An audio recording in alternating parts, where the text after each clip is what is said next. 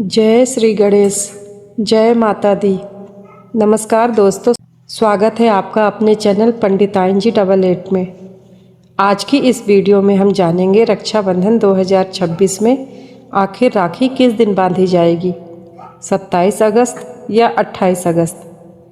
साथ ही जानेंगे पूर्णिमा तिथि कब से कब तक रहेगी, भद्रा काल कब रहेगा, राखी बांधने का शुभ मुहूर्त क्या है, राहु काल कब रहेगा, क्या इस दिन पंचक भी है, 28 अगस्त को लगने वाले चंद्र ग्रहण का क्या प्रभाव है, और क्या भारत में ग्रहण दिखाई देगा और क्या इसका सूतक काल मान्य होगा। तो वीडियो को अंत तक जरूर देखिए क्योंकि इस बार तारीख को लेकर काफ़ी भ्रम है। सबसे पहले जानते हैं पूर्णिमा तिथि के बारे में।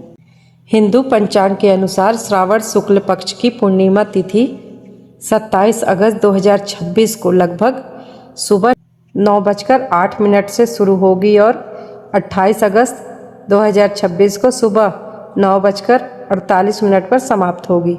यानी पूर्णिमा तिथि 2 तारीखों को रहेगी, 27 अगस्त और 28 अगस्त। इसी वजह से लोगों के मन में सवाल है कि आखिर रक्षाबंधन 27 को है या 28 को। तो आपको बता दें कि 2026 में रक्षाबंधन का पर्व शुक्रवार 28 अगस्त को मनाया जाएगा। 27 अगस्त को पूर्णिमा शुरू जरूर हो जाएगी, लेकिन इस दिन भद्रा का विचार करना जरूरी है। धार्मिक परंपरा में रक्षाबंधन के दिन भद्रा काल में राखी बांधना वर्जित माना जाता है।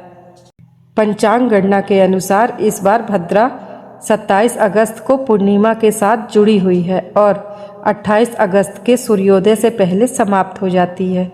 इसलिए 28 अगस्त को राखी बांधने के समय भद्रा का दोष नहीं रहेगा। इसलिए 27 अगस्त को राखी बांधने के बजाय 28 अगस्त को राखी बांधना उचित माना जाएगा। अब सबसे ज़रूरी बात, राखी बांधने का शुभ समय क्या है। विभिन्न पंचांगों के स्थान के अनुसार कुछ मिनटों का अंतर दिखाई देता है, लेकिन समान रूप से 28 अगस्त को सुबह से पूर्णिमा समाप्त होने तक का प्रमुख समय है।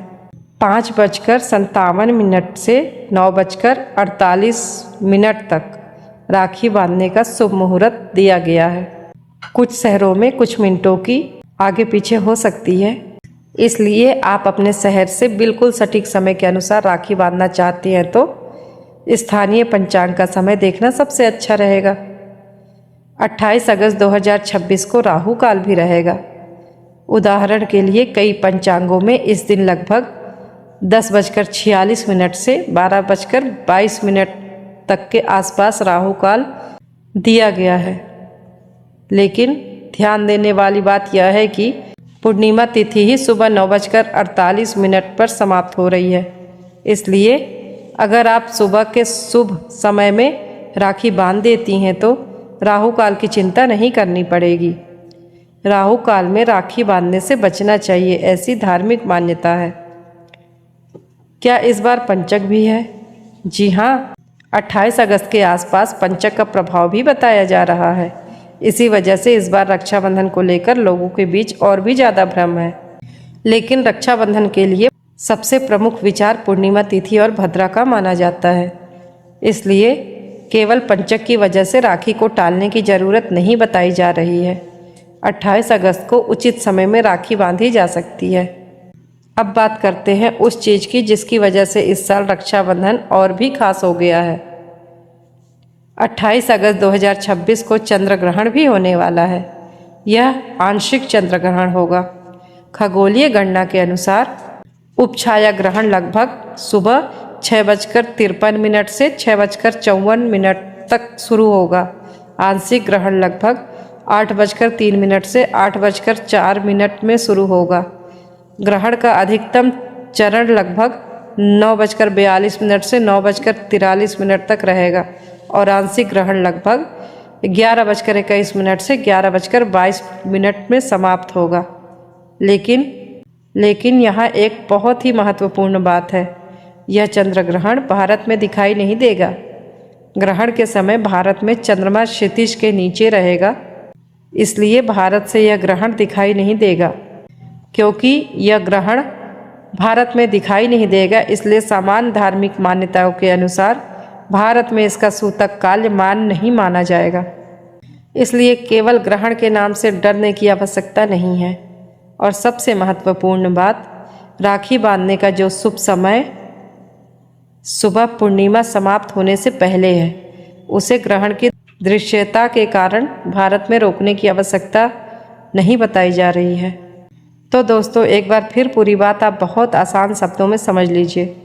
रक्षाबंधन 28 अगस्त 2026 दिन शुक्रवार को है। पूर्णिमा तिथि 27 अगस्त सुबह लगभग 9:28 से 28 अगस्त को 9:48 तक रहेगा। 27 अगस्त को भद्रा का विचार रहेगा, इसलिए उस दिन राखी बांधने से बचे। 28 अगस्त को भद्रा सूर्योदय से पहले समाप्त हो चुकी होगी। राखी बांधने का शुभ समय है 9:48 तक ही रहेगा। राहु काल लगभग 10:46 से लग रहा है दोपहर 12:22 तक, इसलिए इस समय शुभ कार्य करने से बचें। 28 अगस्त को आंशिक चंद्र ग्रहण होगा, लेकिन भारत में दिखाई नहीं देगा और इसलिए भारत में सामान्यतः सूतक मान्य नहीं माना जाएगा। इसी के साथ आप सभी को रक्षाबंधन की हार्दिक शुभकामनाएं। भगवान श्री कृष्ण और भगवान महादेव से प्रार्थना है कि सभी भाई बहन के रिश्ते में प्रेम, सुख और सदैव अपनापन बना रहे। जय श्री कृष्ण, जय माता दी।